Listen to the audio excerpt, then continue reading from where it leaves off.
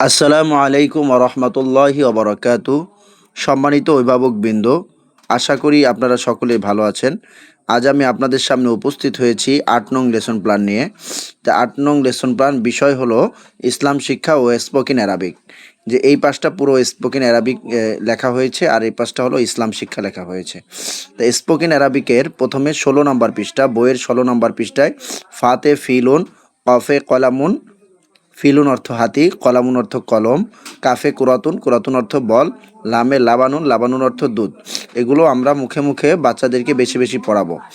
তারপরে 8 নং লেসন প্ল্যানের 19 নং পৃষ্ঠার আলহামদুলিল্লাহ এই ছড়া আমরা বাচ্চাদেরকে এইভাবে পড়াবো। আলহামদুলিল্লাহিল্লাযী কদ ওয়াহাবানা ইবাদাহুল মুকাররাবিনা ইবাদাহুল মুকাররাবিনা আসসালাতু বিল ইসলামি তালতাকি আলান নাবিয়্যিনা আযীমিল হুলুকি। এই ছড়াটা আমরা বারবার বাচ্চাদেরকে পড়াবো, আমরা ক্লাসে পড়াবো, ইনশাল্লাহ বাচ্চাদের হয়ে যাবে। এটা কঠিনের কিছু নাই, চিন্তা করারও কোনো কারণ নেই। আর ইসলাম শিক্ষার আমরা 25 নম্বর পৃষ্ঠায় যেটা পড়াবো সেটা হলো নামাজের সময়। এরকম কিছু চিত্র অঙ্কন দেওয়া আছে বইয়ের মধ্যে। আমরা বাচ্চাদেরকে ফজরের নামাজের সময়, মাগরিবের জোহরের নামাজের সময়, আসরের নামাজের সময়, মাগরিবের নামাজের সময়, এশার নামাজের সময় এইগুলো নিয়ে আমরা বাচ্চাদের সামনে আলোচনা করব, বাচ্চাদেরকে বোঝাবো।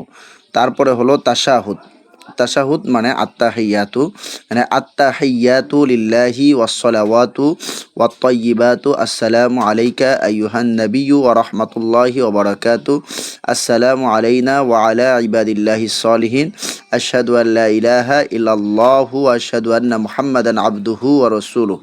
এখানে আমি বাংলা উচ্চারণ সহকারে লিখে দিয়েছি, যেইগুলো আপনারা বাচ্চাদেরকে বেশি বেশি বাসায় পড়াবেন, ইনশাল্লাহ মুখস্থ হয়ে যাবে। এই ছিল আমাদের 8 নং লেসন প্ল্যানের পড়া। আজ এই পর্যন্তই।